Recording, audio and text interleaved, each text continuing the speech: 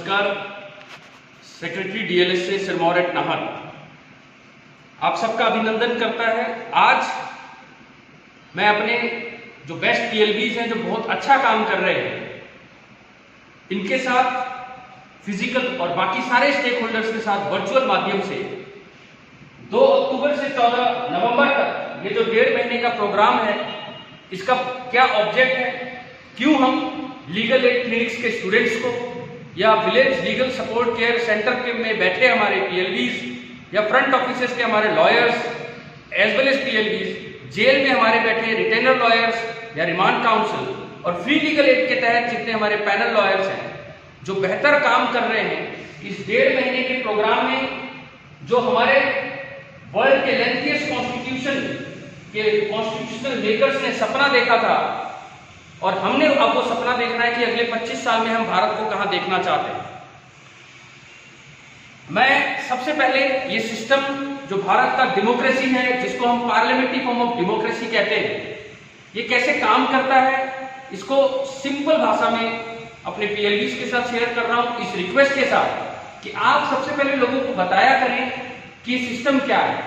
इससे इस 5 मिनट के प्रोग्राम से आप देखेंगे कि जब आप डोमेस्टिक वायलेंस एक्ट पे या मेंटल हेल्थ एक्ट पे, जिसको आप मेंटल हेल्थ केयर एक्ट बोलते हैं, या डोमेस्टिक वायलेंस पे, या मर्दों के जो कानूनी राइट है, जेल में बैठे जो कानूनी राइट है, या रेवेन्यू वर्ल्ड में जो आपका इंटरेक्शन है, वो ज्यादा बेहतर तरीके से समझ आएगा। ये जो हम सबके घरों में एक किचन होता है, एक डाइनिंग रूम होता है, और किचन में अक्सर हम देखते हैं कि माँ जो है वो खाना बना रही है, और डाइनिंग रूम में एक आसपास लोगों को बिठाया जाता है ताकि वो खाना खाएं। लेकिन खाना परोसने का काम हम घर में बहन को देते हैं कि जाओ और आप सबको खाना परोसो, यही होता है। ये जो माँ है, ये कानून बनाने का काम करती है, और ये 3 लेवल पे काम करते हैं। सबसे ऊपर यानी सबसे बड़ा किचन ये एमपी यानी मेंबर ऑफ पार्लियामेंट, और फिर स्टेट लेवल पे यही एमएलएज होते हैं। और जिस लेवल पे हमारे पीएलबीज को जाना है, हमारे सिरमौर में 545 ग्राम पंचायत हैं, और वहां पर भी जिस तरह एक माँ किचन में खाना बनाती है यानी कानून बनाने का काम, वहां के लोगों की नीड के हिसाब से ग्राम पंचायत को हम कह सकते हैं कि जितने भी एडल्ट मेंबर हैं वो ग्राम सभा बनाते हैं, जैसे लोकसभा, विधानसभा, इसी तरह ग्राम सभा, और वहां जितने भी एडल्ट लोग हैं वो उसके मेंबर हो जाते हैं। खाना परोसने का काम यानी कानून बनाने का काम जो करता है उसको लेजिस्लेचर बोलते हैं, इनको कलेक्टिवली हम लेजिस्लेचर बोलते हैं, और जो परोस रही है उसको हम एग्जीक्यूटिव बोलते हैं। अब ये एग्जीक्यूटिव कौन होता है? जो मेंबर ऑफ पार्लियामेंट जीत के आते हैं सबसे ज्यादा मेजोरिटी के साथ, और वो अपना लीडर चुनते हैं, उनको पीएम बोलते हैं, prime minister, honourable prime minister, और हर स्टेट में ऑनरेबल सीएम, यही आपके एग्जीक्यूटिव होते हैं, जिसको गवर्नमेंट बोलते हैं। अब आम लोगों को जब तक आप ये ना बताओ सरकार क्या होती है, गवर्नमेंट कौन होता है, तो वो आपकी चीजों को ज्यादा ध्यान से नहीं सुनते। जब उनको पता लगेगा जीते हुए सारे पार्लियामेंट में जो सबसे ज्यादा मेजोरिटी होती है 2/3, वो अपने लीडर को पीएम बोलते हैं, और स्टेट लेवल पे सीएम, और इसीलिए इनको एग्जीक्यूटिव बोला जाता है। मगर ये 5 साल के लिए होते हैं तो इनको टेम्पररी एग्जीक्यूटिव बोला जाता है। तो फिर जिस तरह से 3 लेवल पे काम होता है, तो आपके डिस्ट्रिक्ट लेवल पे डीएम और सब डिवीजन लेवल पे एसडीएम बोलते हैं इनको। जितने भी लॉ एंड ऑर्डर हैं, जितने भी स्कीम्स हैं जिससे नालसा डीएलएसए जो हम काम करते हैं, वो आपको तभी समझ आएगा क्योंकि वो सारे स्कीम सेंट्रल लेवल पे, जैसे आयुष्मान भारत है, और किसी हमारे दिव्यांग भाइयों के लिए, हमारे सीनियर सिटीजन्स के लिए कोई भी स्कीम आता है, कोई एड्स से पीड़ित है तो क्या हम उसको फ्री लीगल एड स्कीम दे रहे हैं।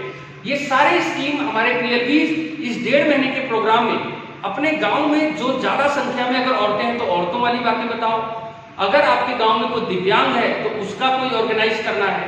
आज हम केवल 10 मिनट के इस वार्म अप सेशन में समझेंगे कि पीएम, सीएम, डीएम और तालुका लेवल पे, सब डिवीजन लेवल पे एसडीएम, ये मोटे तौर पर आपको समझ आ गया कि एग्जीक्यूटिव क्या होता है। और ये सिटीजन, ये आप सब हैं जिनकी बेनिफिट्स के लिए खाना बना है, और ये खाना बनाते नहीं है। अगर आप ये बताएं कि डीएम साहब या एसडीएम साहब या पुलिस एडमिनिस्ट्रेशन खाना बनाती है, नहीं, वो जो खाना बन गया, जो स्कीम बन गया, उसको इंप्लीमेंट करती है। अब यहाँ पर जुडिशरी आपको कहीं नहीं दिख रही, क्योंकि अगर माँ लोगों के नीड के हिसाब से खाना बनाए, यानी कि अगर लेडीज है उनको आयरन साग बना के दे, कोई बुजुर्ग है कैल्शियम की जरूरत है तो उनको दूध का प्रोडक्ट दे, बच्चे ग्रोइंग बच्चे उनको प्रोटीन चाहिए तो अंडा दे, तो ये माँ बिल्कुल ठीक काम कर रही है, कोई भेदभाव नहीं कर रही। बहन जब परोसती है तो वो सबको जरूरत के हिसाब से बांट रही है, तो भी जुडिशरी की जरूरत नहीं है। लेकिन ऐसा होता नहीं है आइडियल सिस्टम में। तो हम इसको फिर से देखते हैं कि जुडिशरी की जरूरत क्यों पड़ी। अब तक आपने देखा लेजिस्लेचर और एग्जीक्यूटिव, इतना समझ आ गया। अब आप देखें कि इसी घर में यहां पर आपका किचन था, यहां पर आपका डाइनिंग रूम था, लेकिन मां अगर जो मां को किताब दी गई है संविधान, जिसको हमने एक पेज पे यहां दिखाया हुआ है, अगर इस संविधान में ये लिखा हुआ है कि गांव में आर्टिकल 40 और 48 के हिसाब से कानून बनाए, और बच्चों अगर बच्चे हैं तो 45, 43 बी के हिसाब से खाना बनाए, अगर आपने एक जैसा कानून बनाना है सबके लिए तो 44 का ध्यान रखें, अगर एनवायरमेंट के लिए बनाना है 48 का ध्यान रखें, और वेलफेयर स्कीम लॉन्च करना है 37, 39 का ध्यान रखें। लेकिन अगर इन चीजों पे जो मेन्यू कार्ड दिया गया था, अगर माँ इन किताबों का ध्यान नहीं देकर अपनी मर्जी से खाना बनाए तो उस माँ को करेक्ट कौन करेगा। तो इसी घर में एक हमने ड्राइंग रूम रख लिया। क्या रख लिया? Drawing room. और वहां पर थोड़ा सा एलिवेटेड स्टेज में हमने जिनको बिठाया उसी को हम जुडिशरी कहते हैं। वो फिर माँ को बोलेंगे कि नहीं ये अनकॉन्स्टिट्यूशनल है, ये कॉन्स्टिट्यूशनल है।